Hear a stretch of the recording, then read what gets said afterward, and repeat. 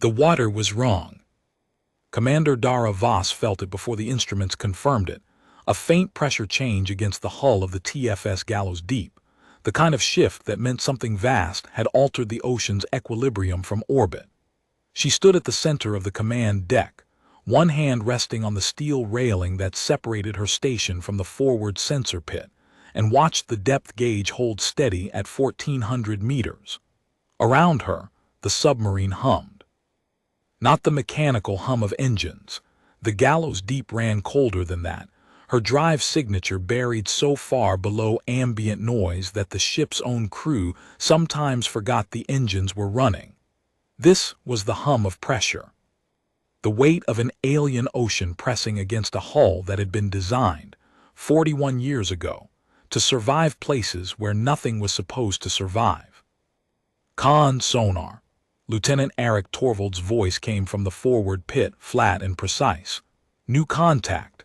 Designate Sierra 1 through Sierra 14, bearing 045 through 170, multiple displacement signatures consistent with Keith Ronnie heavy cruiser class, descending through the thermocline.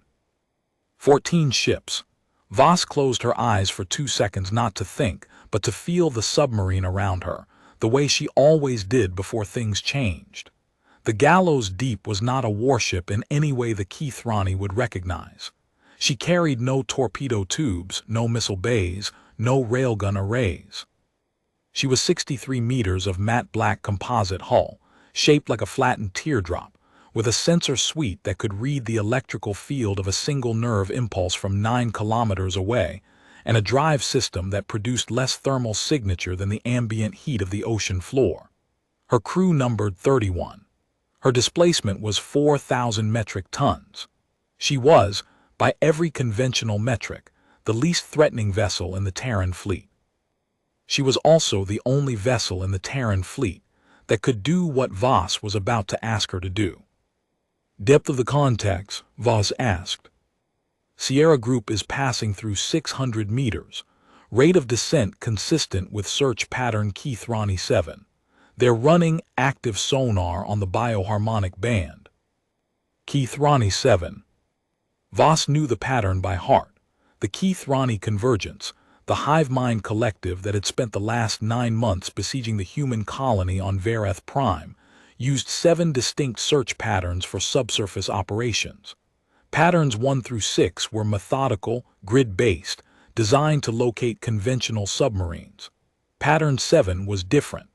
Pattern 7 meant they were looking for something they weren't sure existed. "They're hunting ghosts," said Executive Officer Lieutenant Commander Marin Solis, who stood at the navigation console with her arms crossed and her jaw set in the particular way that meant she was running calculations she didn't like. "Again." "Third time in 4 days," Voss said. "They're getting closer to believing we're real." The Gallows Deep had been operating beneath the Keith Ronnie fleet for 17 days.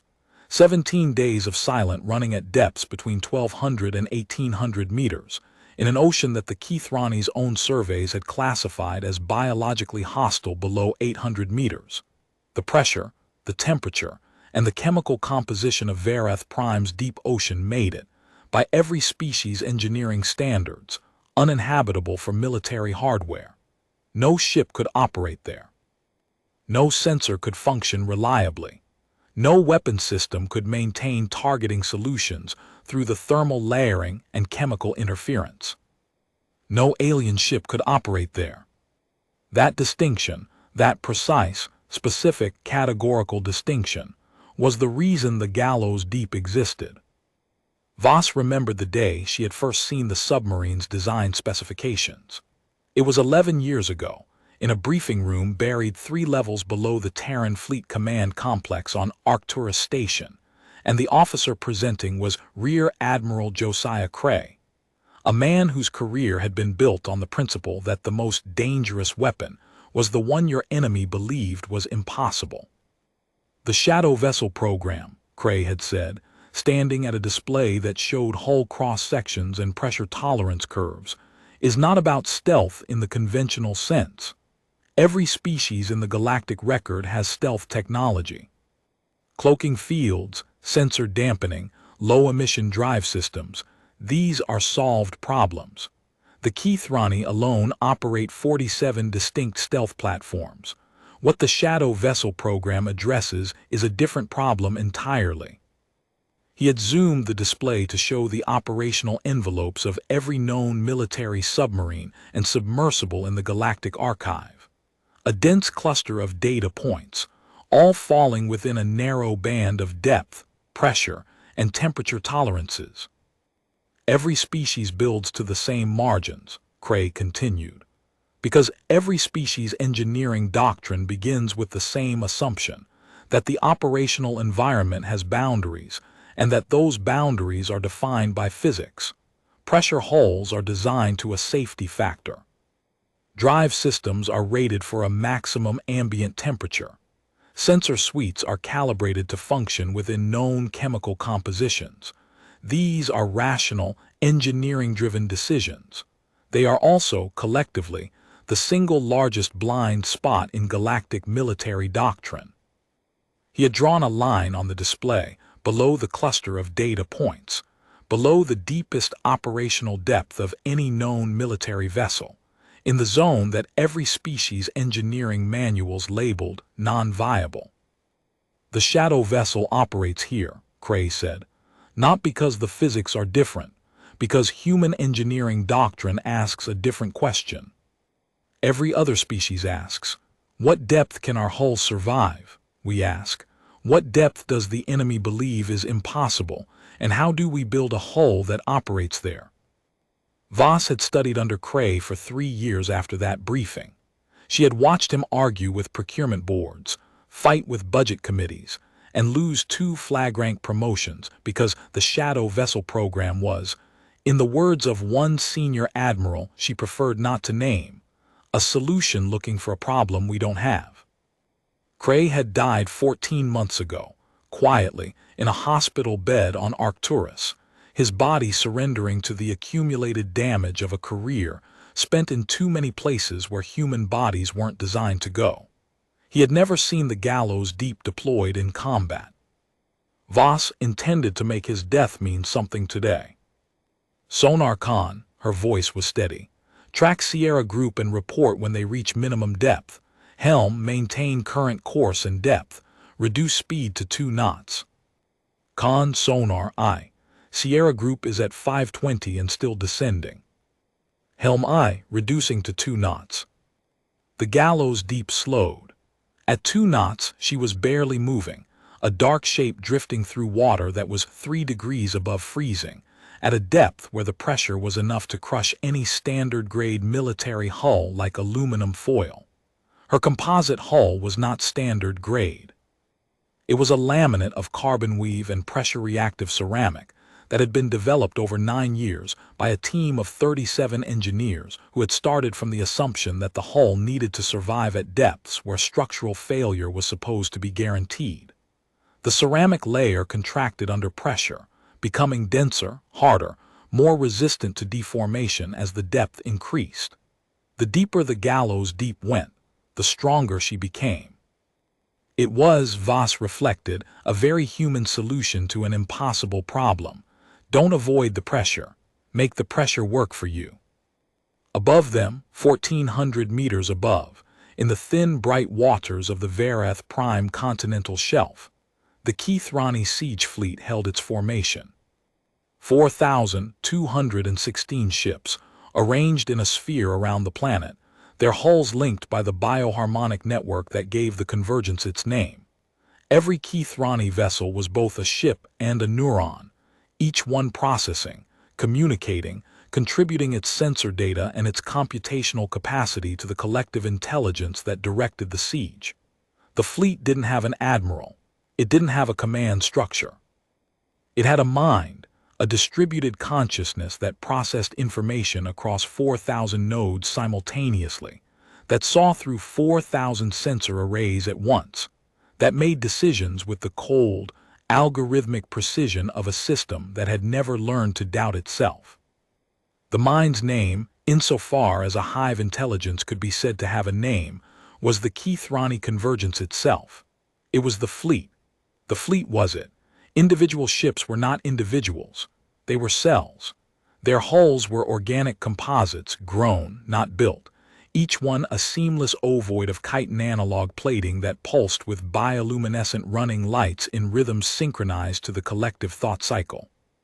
From the outside, the fleet looked less like a military formation and more like a living organism, a vast, shimmering sphere of coordinated light and movement, each ship cell maintaining its position relative to every other with the unconscious precision of a heartbeat. Voss had studied the Convergence for 6 years. She knew their hull compositions, their weapons yields, their sensor capabilities, their communication protocols. She knew that each heavy cruiser displaced roughly 38,000 metric tons and carried enough bioplasma batteries to sterilize a continent.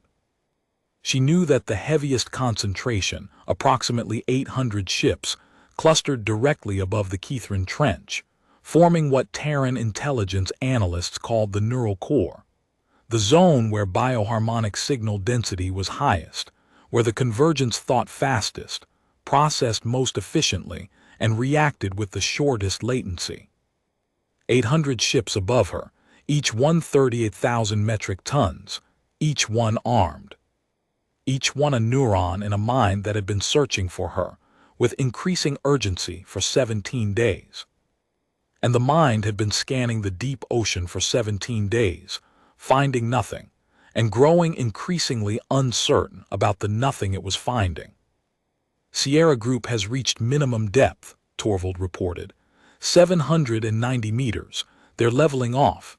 Active sonar sweep commencing bioharmonic band full power. Voss watched the sonar display.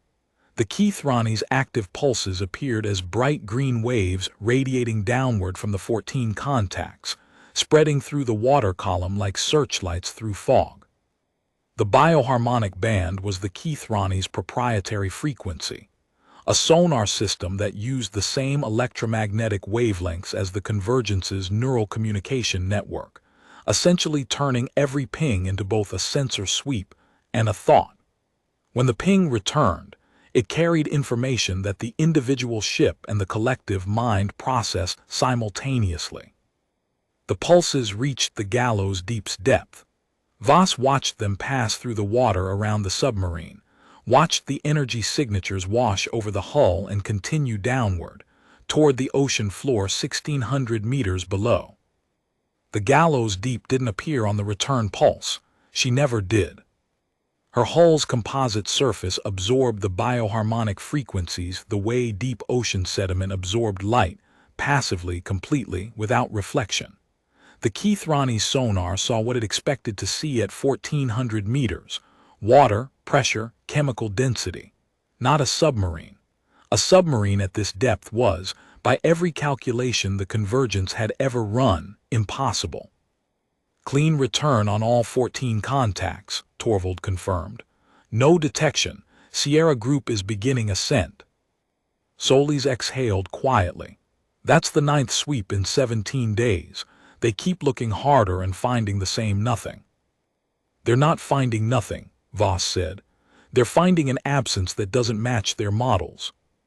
The ocean chemistry at our depth should produce a specific acoustic return, a baseline thermal signature, a predictable density gradient. We're displacing 4,000 metric tons of water. That displacement creates microvariations in the density layer that the Keithrani sensors are sophisticated enough to detect, theoretically.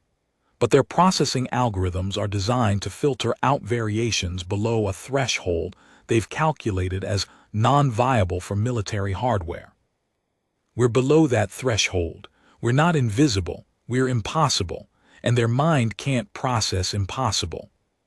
Solis looked at her. But they keep coming back.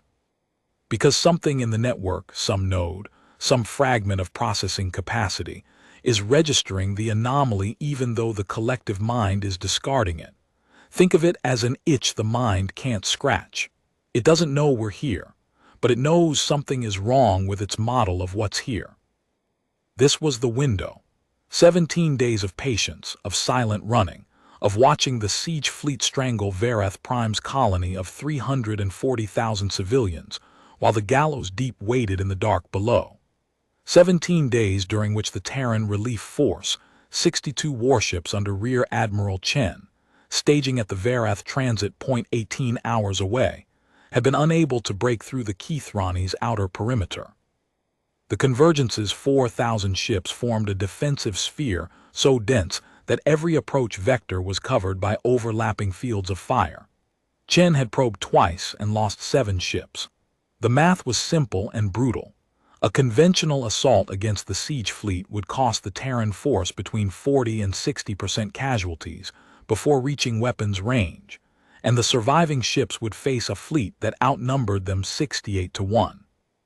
The Gallows Deep was not part of the conventional assault plan. The Gallows Deep was the thing that made the conventional assault possible. All hands. Voss keyed the shipwide channel. Her voice was calm, unhurried, the voice of a woman who had made her decision 17 days ago and was now simply executing it. This is the captain. We've been down here long enough. In approximately 4 hours, the Terran Relief Force will begin its approach to Vareth Prime.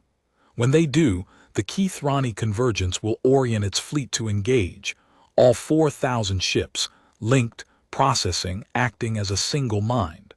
Our job is to make sure that mind has a very bad day. She paused.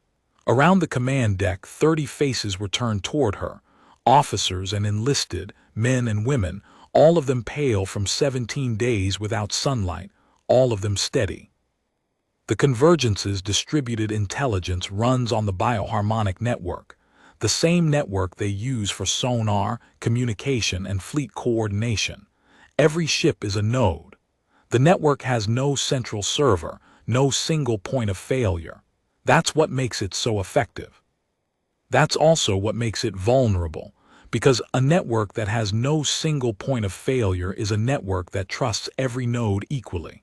And trust, in a system with no capacity for doubt, is a weakness. She brought up the tactical display. A three-dimensional rendering of the ocean floor appeared, the deep trench that ran beneath the Keithrani fleet's center of mass, a geological formation that the Convergence had surveyed and dismissed as irrelevant, because nothing could operate at its depth.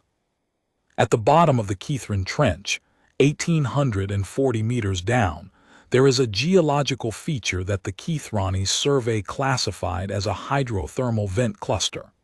It is. It's also sitting directly below the densest concentration of Keithrani ships, the fleet's neural core, the zone where the bioharmonic network's signal density is highest. This is where the Convergence thinks fastest, processes most efficiently, makes its best decisions. And this is where we're going. She traced the route on the display.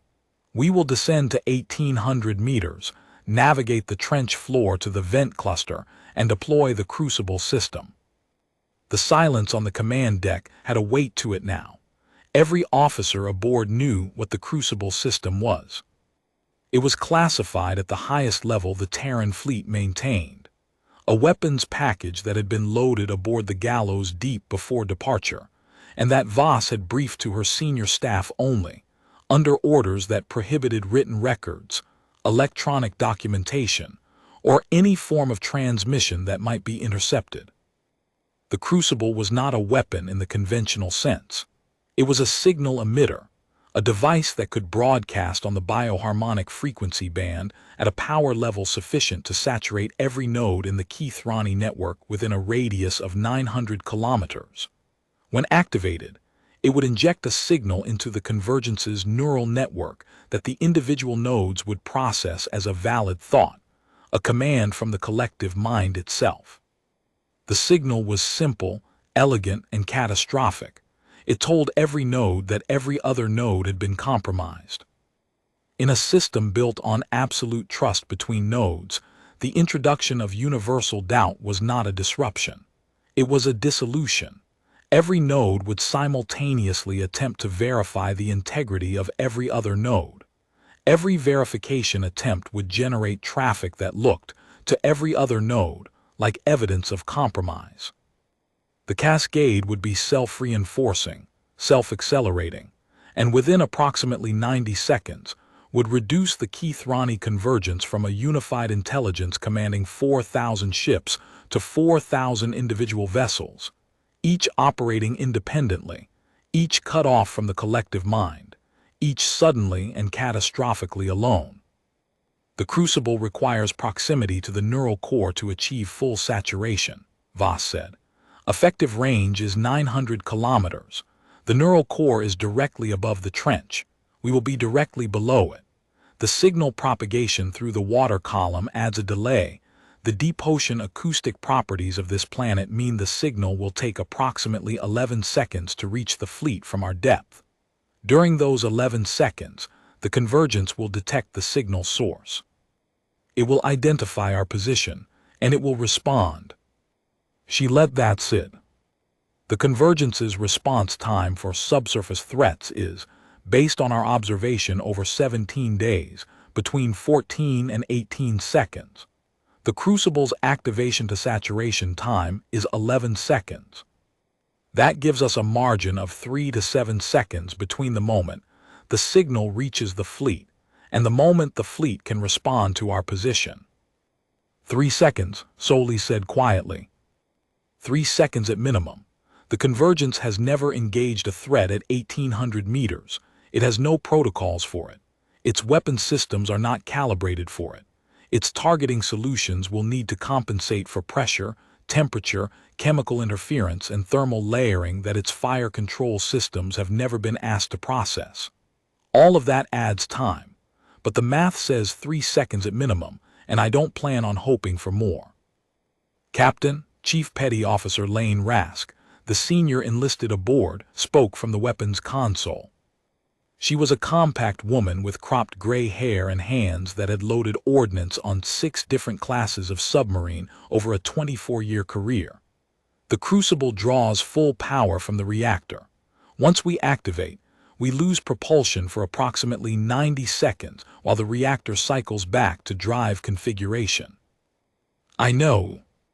We'll be stationary at 1,800 meters, directly below the densest concentration of enemy ships, broadcasting our position on their own frequency. For 90 seconds. I know, Chief. Rask held her gaze. Respectfully, Captain, the survival window for this profile is not 3 seconds. It's 0. We're not getting out. The command deck was very quiet. The hum of the hull was the only sound. That deep, constant pressure note that had been with them for 17 days, that Voss had come to think of as the gallows' deep breathing.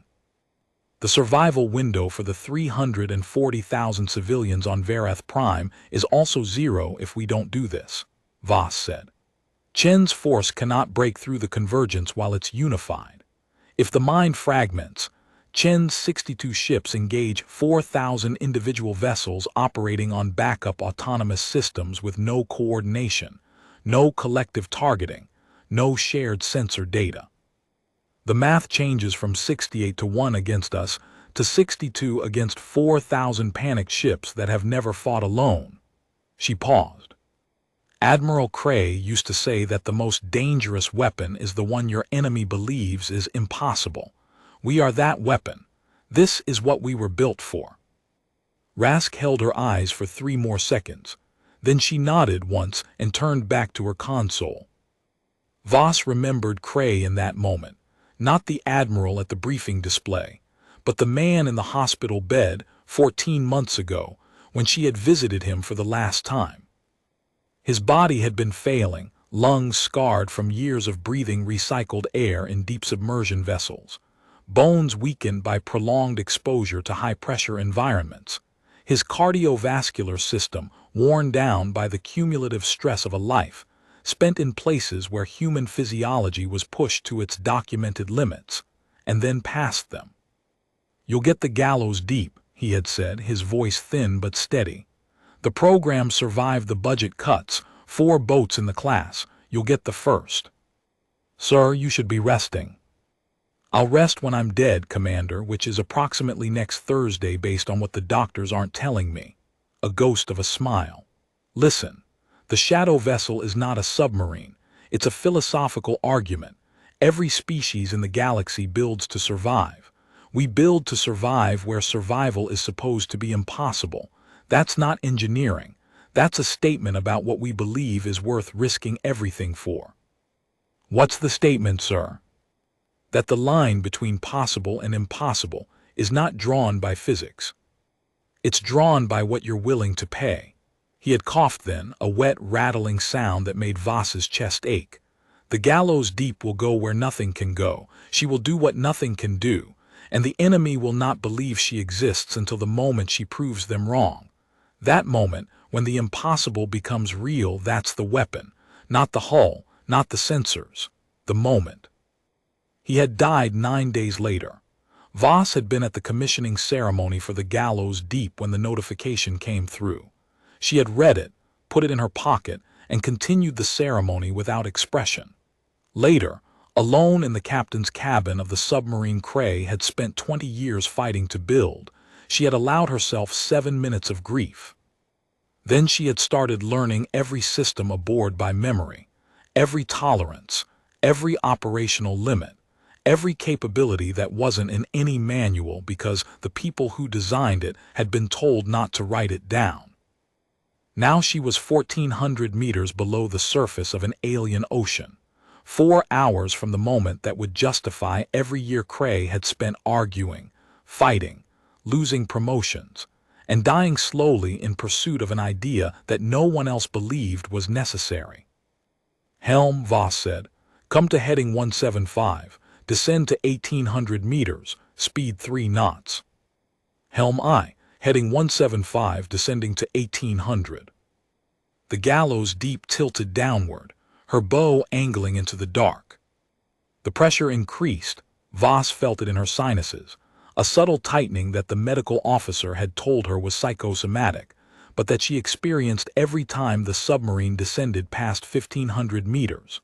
The hull composite contracted, the ceramic layers densifying, the structural monitors showing green across all sections. At 1,600 meters, the external temperature dropped to 1.3 degrees above freezing. At 1,700, the chemical composition of the water shifted, higher concentrations of dissolved minerals from the hydrothermal vents below, a faintly sulfuric quality that the crew could not smell through the sealed hull, but that the sensor suite detected and cataloged with clinical precision. At 1,800 meters, the gallows deep leveled off. The ocean floor was 40 meters below, a landscape of volcanic rock, mineral deposits, and the ghostly white columns of hydrothermal vents that rose from cracks in the planetary crust, venting superheated water and dissolved minerals into the crushing darkness. The vents created thermal plumes that rose through the water column, creating turbulence patterns that interfered with sonar propagation and made the trench floor effectively invisible to any sensor system operating from the surface. Sonar. We've lost all surface contacts. Thermal interference from the vent cluster is blanking our passive arrays above 1,200 meters. Understood. We're blind to the fleet. And they're blind to us, Captain. Good. The word came out flat, final, but Voss felt the weight of it in her chest. Blind meant safe. Blind also meant alone, cut off from the 62 warships staging at the Varath transit point, cut off from the colony's emergency frequencies, cut off from any confirmation that the world above the ocean still existed in the configuration they needed it to exist in. For all Voss knew, Chen's relief force had been delayed, diverted, destroyed. For all she knew, the colony had fallen, the siege resolved, the mission rendered pointless by events she could not detect. She didn't know she couldn't know, and that was the trade. At 1,800 meters, in the acoustic shadow of the hydrothermal vents, the gallows deep was as close to invisible as any object could be. She was also deaf, unable to detect the fleet above, unable to receive communications from Admiral Chen's relief force, unable to confirm the timing of the assault. She would have to activate the crucible on schedule, trusting that Chen would begin his approach at the designated time. trusting that the plan they had coordinated before the gallows deep had submerged 17 days ago was still valid. Trusting, the word felt strange in the context of a military operation. But Cray had said something about that too, years ago, during a late-night conversation in his office on Arcturus Station, when Voss had been a lieutenant commander, and the Shadow Vessel program had been a stack of design documents and a budget request that kept getting rejected. Every weapon system in the fleet operates on data, Cray had said. Sensors provide targeting data. Communications provide coordination data. Intelligence provides strategic data. The Shadow Vessel operates on something else. It operates on trust. Because when you're at depth, in the dark, deaf and blind, with the enemy above you and the mission clock ticking, the only data you have is the belief that the people above are doing what they said they would do. That's not data. That's faith. And faith, Commander, is the one variable that no enemy sensor can detect, no algorithm can model, and no hive mind can understand. Voss stationed the gallows deep in the thermal shadow of the largest vent cluster, her hull resting 37 meters above the ocean floor, her reactor running at minimum output, her crew at battle stations. The mission clock showed 3 hours and 41 minutes until the designated assault time. 3 hours and 41 minutes of silence. She spent the first hour reviewing the Crucible's activation sequence with Rask and the weapons team. The system was simple by design. Cray had insisted that complexity was the enemy of reliability at depth. One switch armed it. A second switch activated the signal emitter. A third switch, manual, physical, requiring a key that Voss wore on a cord around her neck, initiated the broadcast. 3 switches, 3 seconds, and the Keithrani convergence would hear a voice in its own mind that told it to stop trusting itself. The second hour she spent walking the boat. 63 meters of corridor, compartment, and machinery space, every surface cold to the touch, every light dimmed to red battle lighting. She stopped at each station, spoke to each crew member, said nothing that was memorable and everything that was necessary. In the reactor compartment, she found Petty Officer Second Class Yale Dench, the youngest aboard at 22, monitoring the power distribution panels with the focused intensity of someone who understood that the reactor was both their heart and their weapon. Dench. Captain, Dench straightened, but Voss waved her back to her station. How's the reactor? Nominal, Captain. Running at 12% for silent operations. She'll need 9 seconds to cycle to full power for the Crucible, then 90 seconds to cycle back to drive configuration. The thermal bloom during full power broadcast will be significant. The reactor vents will push our heat signature above ambient by a factor of approximately 40. 40 times ambient, at 1800 meters. Yes, Captain. It's going to light us up like a signal flare. The Keithrani will see us the moment we broadcast. That's the idea, Dench. Dench was quiet for a moment. Captain, I joined the submarine service because my father served on the TFS Abyssal Reach. He was aboard when she made the first deep submersion trial at Kepler 442b, 900 meters in a hull that was rated for 700. He said the hull sang, not creaked, sang. He said it was the most terrifying and the most beautiful sound he'd ever heard. The gallows deep sings too, Voss said. Different note but the same song. He died on the Abyssal Reach, Dench said. Hull breached during the 4th trial. 16 crew lost. My mother said he knew the risks. She said he believed the program was worth it. Voss put a hand on Dench's shoulder. What do you believe, Petty Officer? I believe the 340,000 people on Vareth Prime deserve to go home, Captain. And I believe the gallows deep can get them there. Hold that belief, Dench. It's the most valuable system on this boat. She continued her walk. In the torpedo room, empty, because the gallows deep carried no torpedoes, the space having been converted to house the Crucible system. She found Solis running a final diagnostic on the signal emitter. "Captain?" Solis looked up from the console. Her face was composed, professional, but her eyes carried the particular weight that officers wore when they had done the math and accepted the answer. "The crucible is green across all systems. Signal emitter is calibrated to the bioharmonic frequency band. Power coupling to the reactor is clean. Broadcast range at full power is 914 kilometers, sufficient to saturate the entire Keithrani fleet with a margin of 12 kilometers. Good work, XO." Solis hesitated. "Captain, I want to say something that isn't in any manual." "Go ahead." Admiral Cray was right about the shadow vessel. He was right about operating where the enemy believes is impossible. He was right about the crucible. He was right about everything except one thing. "What's that?" "He said the weapon was the moment the impossible becomes real. But the weapon isn't the moment, Captain. The weapon is the people willing to be inside the hull when the moment happens." Voss met her eyes. "I know, Marin. We all volunteered for this boat. Every person aboard knew the operational profile. Nobody was lied to. Nobody was tricked. We knew the margins." "What margins?" "The margins between getting in and getting out, Captain. And we knew they were thin." Thin, it was a generous word for what the margins actually were. Voss had run the calculations herself, late at night in her cabin during the first week of deployment, using the classified operational parameters that were stored in a physical notebook she kept locked in her personal safe. The crucible's broadcast would saturate the Keithrani network in 11 seconds.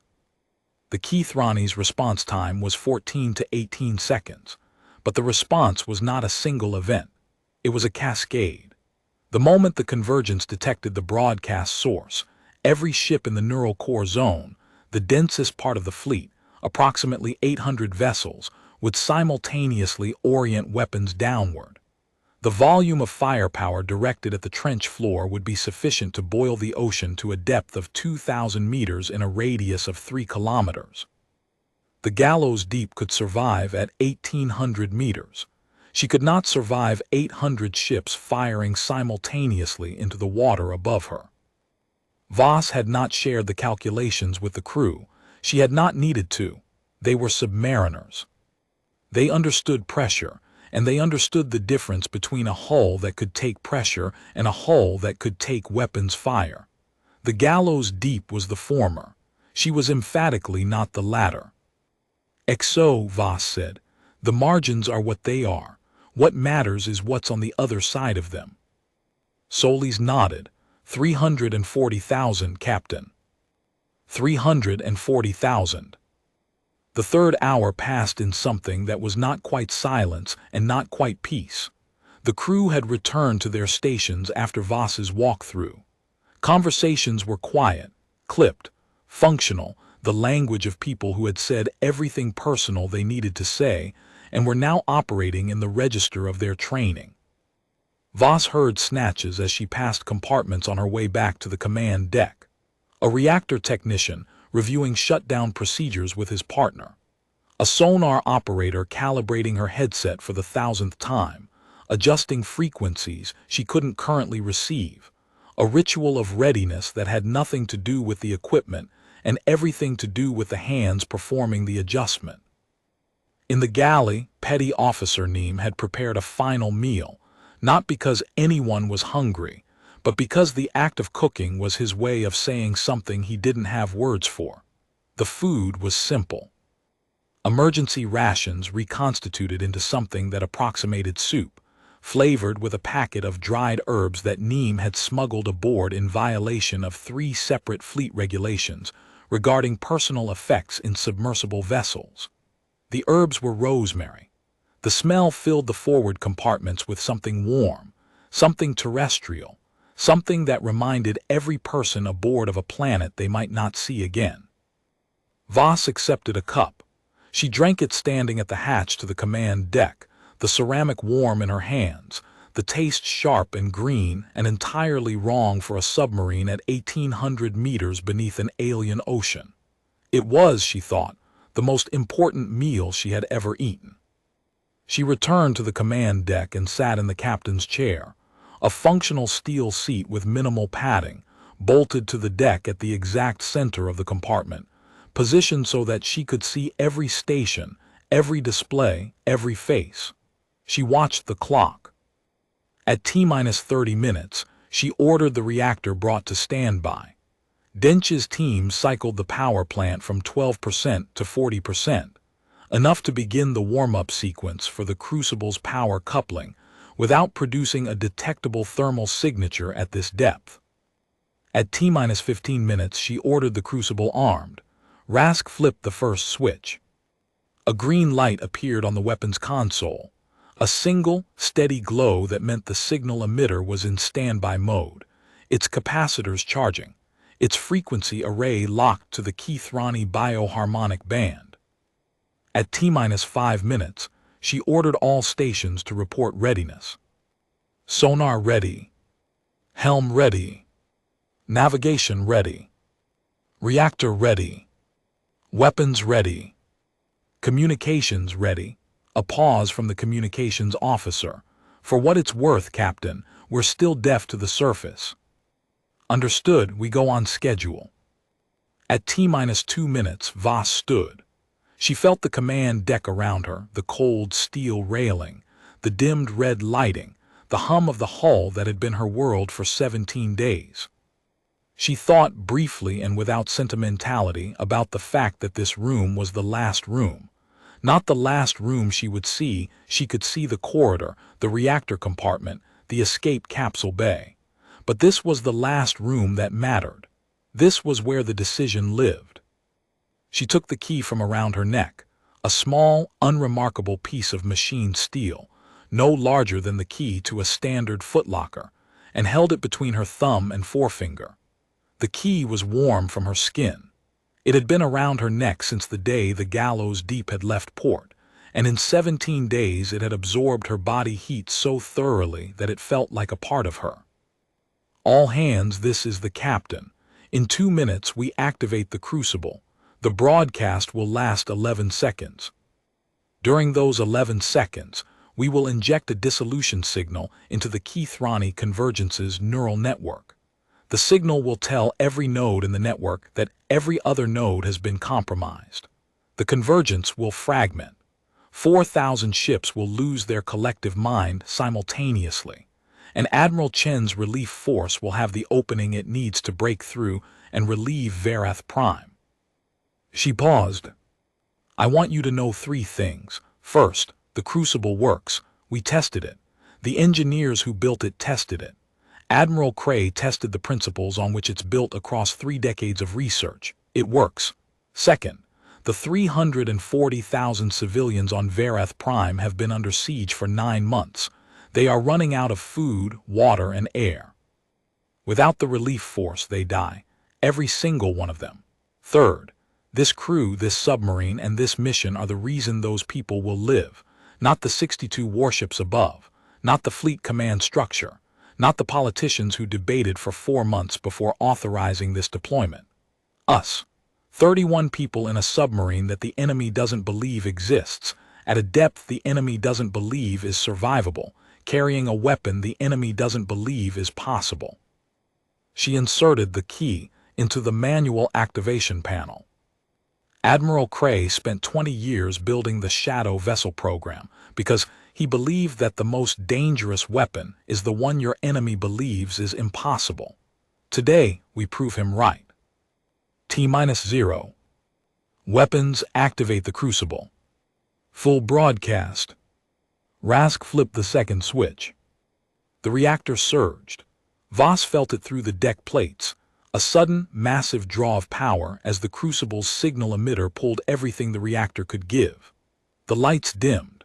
The hull vibration changed pitch from the low, constant hum of pressure to a higher, resonant tone as the signal emitter began broadcasting on the bioharmonic frequency band at a power level that was, by any reasonable engineering standard, insane. The Gallows Deep was screaming. Not with sound, with signal. Broadcasting on the Keithrani's own neural frequency, at a power level sufficient to reach every ship in the fleet, pushing a dissolution command through 1,400 meters of ocean, through the thermal layers, through the chemical interference, through the acoustic shadow of the hydrothermal vents, upward and outward into the water column where 4,000 Keith Ronnie ships floated in their perfect, trusting formation. "Broadcast is away," Rask reported. "Signal strength nominal, propagation rate 11 seconds to fleet depth, counting." Voss watched the clock. 1 second, 2, 3. The signal was climbing, rising through the water like a scream through a cathedral, spreading outward in a sphere that expanded at the speed of sound in this ocean, approximately 1,512 meters per second. At this rate, the leading edge of the signal would reach the fleet's depth in just over 9 seconds, and full saturation would complete at 11. 4 second, 5, 6. "Captain," Torvald's voice sharp, "I'm getting returns through the thermal layer. Something's happening above us. Multiple, I'm reading massive power fluctuations across the bioharmonic band. The network it's reacting." The convergence was hearing the signal. The first nodes to receive it, the ships closest to the water's surface directly above the trench, were processing the dissolution command. And because the command came on their own frequency, in their own signal format, with the authentication markers that the Crucible's designers had spent 4 years reverse engineering from captured Keith Ronnie communication equipment, the nodes were treating it as a genuine thought from the collective mind. 7 seconds, 8, 9. "Thermal layer is disrupted," Torvald reported, his voice rising. "I'm reading, Captain, I'm reading weapons activation across the bioharmonic band. Massive weapons activation. Hundreds of contacts are powering targeting systems simultaneously." They knew. The convergence, or what remained of it, the fragmenting, dissolving, panicking remains of a mind that had just been told to stop trusting itself, had detected the signal source. 800 ships in the neural core zone were orienting weapons downward, toward the ocean, toward the trench, toward the impossible depth where something was broadcasting their destruction in their own voice. 10 seconds, 11. "Full saturation," Rask said. "The Crucible has achieved full network saturation. Dissolution cascade is." The ocean above them lit up. Voss didn't see it directly. The gallows deep had no windows, no external visual sensors at this depth. But the sonar display became a wall of noise, the thermal sensors spiked to maximum, and the hull vibration jumped from a resonant tone to a percussive hammering as 800 ships opened fire into the ocean simultaneously. Particle beams, plasma bursts, kinetic rounds, every weapon system in the Keith Ronnie arsenal, fired downward into the water column in a concentrated barrage that was designed to destroy something that the convergence, even in its fragmenting state, had finally recognized was real.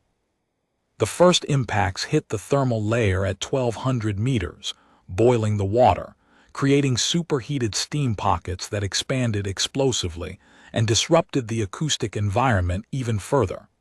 The second volley punched through to 1,400 meters.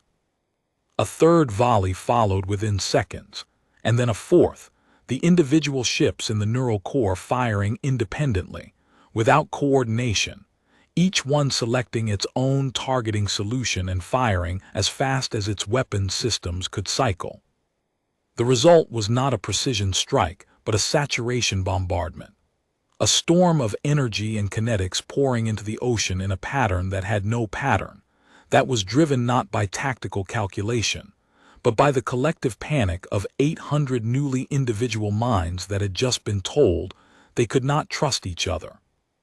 The ocean around the gallows deep became a maelstrom of pressure waves, thermal spikes, and debris, fragments of rock blasted from the trench walls, superheated water jetting from ruptured hydrothermal vents, columns of steam rising through the water column like inverted geysers. The entire deep ocean environment was convulsing under a bombardment that was turning the trench into a furnace.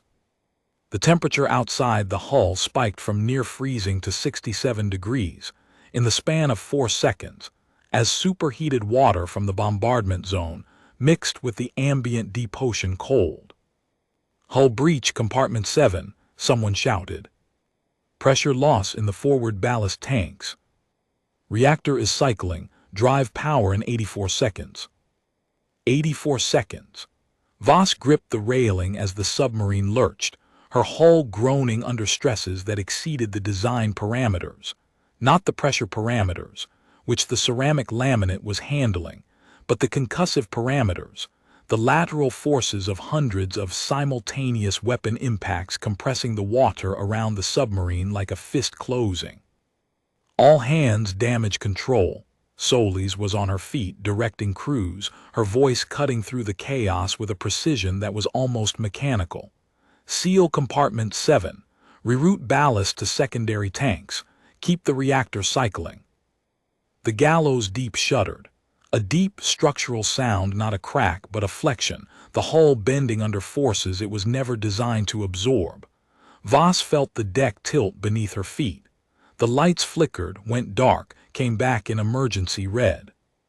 "Captain," Rask's voice, steady as stone. "The Crucible broadcast is complete. Dissolution cascade is confirmed across the network. The convergence is fragmented. All 4,216 nodes are operating independently. 4,000 ships alone. Cut off from the mind that had directed them, coordinated them, given them purpose and certainty, and the cold algorithmic precision of a collective that had never been wrong. 4,000 individual vessels, suddenly and catastrophically autonomous, their weapons firing not at targets but at ghosts, their sensors screaming data that no individual node could process without the network, their formations dissolving into chaos as ships that had never made an independent decision tried to decide what to do when the mind that had always decided for them was gone. Above the ocean, Admiral Chen's relief force was arriving. 62 Terran warships, emerging from faster-than-light transit, their weapons hot, their formations tight, their targeting computers locking onto 4,000 suddenly panicked, suddenly lonely, suddenly terrified alien ships that were firing in every direction at nothing. Voss didn't see it. She heard it through the sonar, through the hull, through the hammering chaos of the bombardment, a new sound layering onto the destruction. The sound of Terran weapons fire, particle lance impacts, missile drives, railgun rounds hitting alien hulls at velocities that turned armor into vapor. The relief force was engaging. The 4,000 isolated ships were being destroyed, scattered, driven from orbit by a force that was outnumbered 68-1, and was winning because the enemy had no mind, no coordination, no collective certainty that had, 90 seconds ago, made them invincible. "Hull integrity at 41%, the damage control officer reported. "We're losing compartments faster than we can seal them. Reactor cycling, 37 seconds to drive power." "We won't make 37 seconds. Solis was beside her now, her hand on Voss's arm, her eyes calm. "Captain, the bombardment is intensifying. The individual ships are firing blind, they can't coordinate targeting, so they're saturating the trench with everything they have. We're at the center of the saturation zone." Voss looked at the hull integrity display, 41%, 39, 37. "Get the crew to the escape capsules," she said. "Captain." "That's an order, XO. Get every soul aboard into the escape capsules. The capsules are rated for 2,000 meters. They'll survive the pressure and the thermal environment long enough for Chen's force to establish orbital control and begin recovery operations. Move." Solis held her eyes for 1 second. Then she turned and began issuing orders, her voice cutting through the alarms and the groaning hull and the thunder of weapons, impacts with the clarity of a woman who understood that speed was the only kindness left. Voss stayed at the command console. She watched the crew move quickly, efficiently, without panic, every person going to their assigned capsule station with the discipline of people who had trained for this and hoped they would never need the training. 31 crew members, moving through a dying submarine at 1,800 meters under bombardment, with the hull integrity dropping through 30%. She saw faces she had memorized over 17 days of close confinement. The cook, Petty Officer 3rd Class Andrus Neem, who had somehow produced edible meals from emergency rations for 17 straight days and never once complained. The communications officer, Lieutenant Junior Grade Tova Wren, who had spent the deployment writing letters she knew she couldn't send. The reactor technicians, the sonar operators, the damage control teams, all of them moving with a purpose that transcended fear because fear required uncertainty, and there was nothing uncertain about what was happening. Dench, Voss caught the young petty officer as she passed the command deck. "Go. Captain, someone has to maintain the reactor until the capsules launch. The power coupling needs." "I'll maintain the reactor. Go." Dench's eyes were bright. Not with tears, with something older, something that Voss recognized because she had seen it in Cray's eyes, in her own eyes, in the eyes of every submariner who had ever descended past the depth where rescue was possible and continued anyway. "Captain, it was an honor." "Go, Dench." She went. 23 seconds later, Solis reported from the capsule bay. All 30 crew members secured, capsules sealed, ready for launch. "Launch the capsules, XO." "Captain, there are 31 berths. You." "Launch the capsules, Commander Solis. That is my last order." Silence 2 seconds. Voss heard Solis take a single breath, not a sob, not a gasp, just a breath, the kind that carried the weight of everything a person could not say and would not try to. "Aye, Captain, launching escape capsules." Then the muffled thump of 30 escape capsules ejecting simultaneously from the Gallows Deep's hull, their armored shells punching upward through the tortured water, rising through the bombardment zone, their pressure-rated hulls deflecting debris and thermal shock as they climbed toward the surface at emergency buoyancy. Voss felt each ejection as a vibration through the hull, 30 discrete impacts, 30 lives pushing away from the dying submarine, 30 people she had commanded for 17 days ascending through an ocean that was trying to kill them, toward a surface that was now, because of what the Gallows Deep had done, safe. Voss was alone. The submarine was dying around her. Hull integrity at 22%. Compartments flooding. The reactor was still running, would run for another 6 minutes before the containment seals failed, and the crucible's signal emitter was still broadcasting, still pushing the dissolution signal into the water, still reminding the fragmented Keith Ronnie network that trust was a luxury it could no longer afford. She sat in the captain's chair. The steel was cold against her back. The emergency lighting cast the command deck in deep red, and the sonar display, still functioning somehow, its hardened systems outlasting the hull, showed her the battle above. Chen's force was cutting through the Keith Ronnie fleet. 400 ships destroyed in the first 9 minutes, 700 more disabled or fleeing. The remaining ships, over 3,000 individual vessels that had never operated without the convergence, scattered in every direction, their autonomous navigation systems pulling them toward open space, away from the planet, away from the Terran warships that were methodically, precisely, and without mercy picking them apart. The Keith Ronnie ships that stayed to fight lasted longest. Some of them, the heavier cruisers, the ones whose individual weapon suites were powerful enough to matter even without coordinated targeting, managed to inflict damage. Voss watched 2 Terran destroyers take heavy hits. One lost its drive section. The other vented atmosphere across 3 decks. But they kept fighting. Because Terran warships, unlike Keith Ronnie cells, had crews who could make decisions on their own. Crews who didn't need a collective mind to tell them what was worth fighting for. By the 11-minute mark, 1,100 Keith Ronnie ships were destroyed. By the 14-minute mark, 1,800. The rest were running, fleeing the Varath system in disorganized clusters, their bioharmonic networks dark, their collective identity dissolved, their individual processing nodes struggling to comprehend a reality in which they were alone. 340,000 civilians, alive because 31 people had gone where nothing could go. Voss thought about Cray, about the line between possible and impossible, about what you were willing to pay. She thought about the 30 crew members in their capsules, rising through the dark water toward light and air and survival. She thought about Dench's father on the abyssal reach, about the 16 crew who had died in a hull breach during a trial run for a program that most of the fleet considered unnecessary.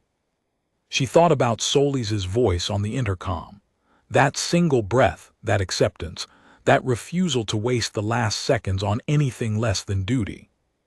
She thought about 340,000 people on a colony that would wake up tomorrow with the sky clear and the siege over and no knowledge, for now, of the 31 people who had made it possible. They would learn eventually. The fleet would tell them. The reports would be filed, the medals awarded, the memorial speeches given. But right now, in this moment, they were simply alive and didn't know why. That was enough. "The weapon isn't the hull," she said aloud, to the empty command deck, to the submarine that was breathing its last around her. "It's the people inside it." Hull integrity at 11%. The water was coming in, not through a breach but through 1,000 tiny failures, seals giving way, joints flexing past tolerance, the composite hull finally reaching the limit of what pressure and bombardment could demand of human engineering. The ceramic layers that had been the Gallows Deep's miracle, the layers that contracted under pressure, that grew stronger the deeper she went, were intact. They would survive long after everything inside them was gone. The submarine's skeleton would endure. Only its heart was stopping. The Gallows Deep was sinking now, settling toward the ocean floor. Her ballast systems failed, her reactor cycling down as automated safeties began the shutdown sequence.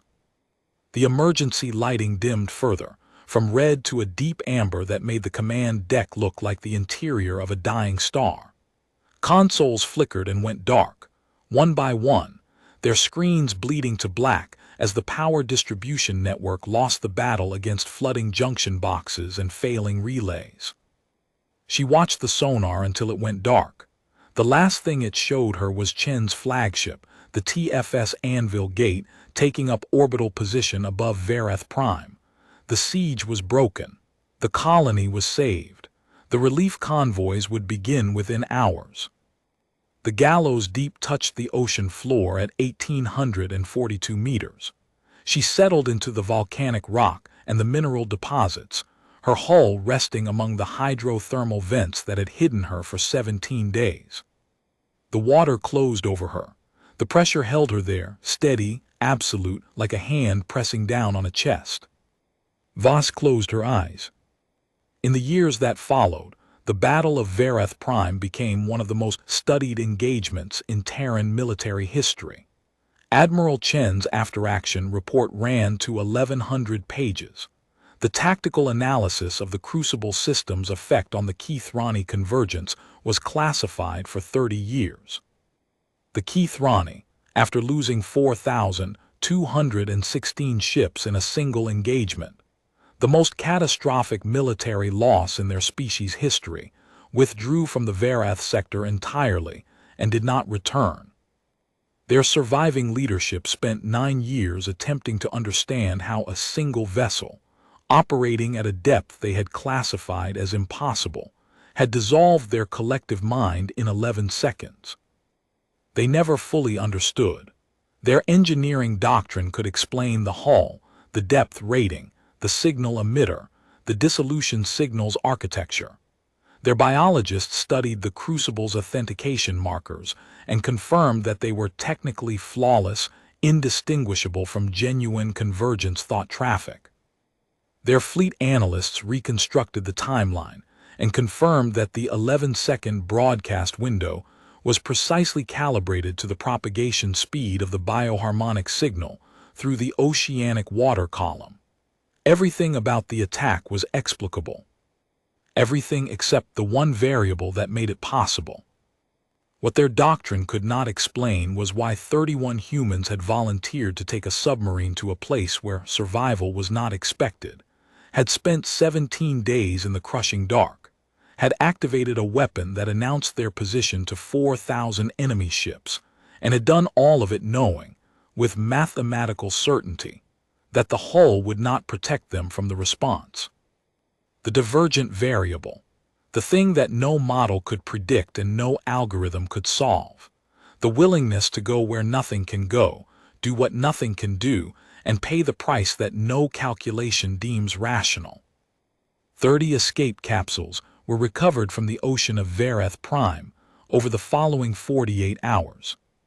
3 capsules surfaced within the first 6 hours, carried upward by the thermal currents generated by the bombardment's residual heat. 9 more were located by sonar sweeps from Chen's destroyer screen over the next 12 hours.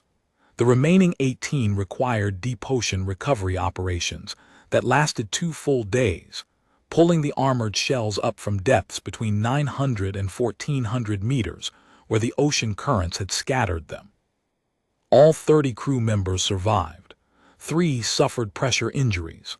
1, Petty Officer Second Class Yale Dench, had a hairline fracture in her left femur from the concussive shock of the capsule launch. She was treated aboard the TFS Anvil Gate and returned to active duty within 4 weeks. Commander Dara Voss was not among them. The Gallows Deep was located 7 months later by a deep ocean survey vessel operating under Terran Fleet Admiralty orders. She was resting at 1,842 meters, her hull intact but flooded, her reactor cold, her crucible system still connected to the broadcast array. The survey team reported that the submarine's pressure hull showed no catastrophic failures. The ceramic composite had done its job, maintaining structural integrity even after the internal systems had flooded. The hull was battered, dented, scorched, scarred by the concussive forces of 800 ships firing simultaneously into the water above her, but unbroken. The Gallows Deep had not been crushed. She had been drowned. She was not salvaged. By unanimous decision of the Terran Fleet Admiralty, she was designated a war memorial, the deepest monument in human history, resting in the place where she had fought and where her captain had chosen to stay. A memorial beacon was anchored to the ocean floor beside her, a small, armored transmitter broadcasting on a single frequency, continuously, powered by a radioisotope generator rated for 300 years. The beacon transmitted nothing but the Gallows Deep's hull number and her captain's name, over and over, into the dark water that had hidden her and killed her, and made her permanent. They named the trench after her, not the submarine the captain, Voss Trench on the charts.